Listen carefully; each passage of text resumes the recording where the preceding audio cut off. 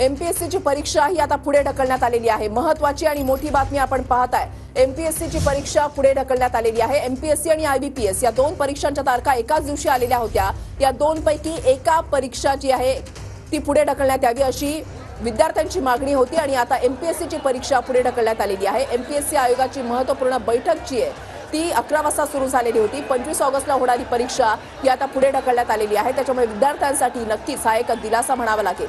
महत्त्वाची बातमी आपण पाहता, एमपीएससी आयोगाचा परीक्षेसंदर्भातला हा एक मोठा निर्णय म्हणावा लागेल। ही परीक्षा आता पुढे ढकलण्यात आलेली आहे। हजारोंच्या संख्येने विद्यार्थी जे आहेत ते रस्त्यावर उतरलेले होते। 2 दिवसांपासून पुण्यामधल्या रस्त्यांवर हे आंदोलन जे आहे ते सुरू होतं आणि आता विद्यार्थ्यांच्या आंदोलनाला हे मोठं यश म्हणावं लागेल। एमपीएससीची परीक्षा जी पुढे ढकलण्यात आलेली आहे ती केव्हा होणार या संदर्भातली तारीख जी आहे ती लवकरच जाहीर केली जाणार आहे। महत्त्वाची आणि मोठी बातमी आताच्या घडीची आपण पाहताय। रोहित पवार, रुपाली पाटील त्याच्यानंतर राजकीय नेते हे काल आंदोलनस्थळी आलेले होते आणि राजकीय प्रतिक्रिया सुद्धा उमटू लागलेल्या होत्या।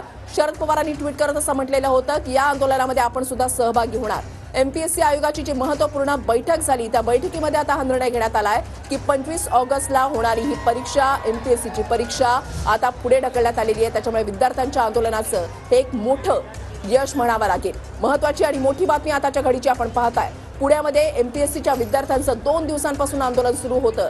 परवा संध्याकाळी सुरू झालेलं हे आंदोलन आणि आज सकाळपासून विद्यार्थ्यांची संख्या जी आहे आंदोलनस्थळी वाढत होती आणि राजकीय प्रतिक्रिया सुद्धा उमटत होत्या।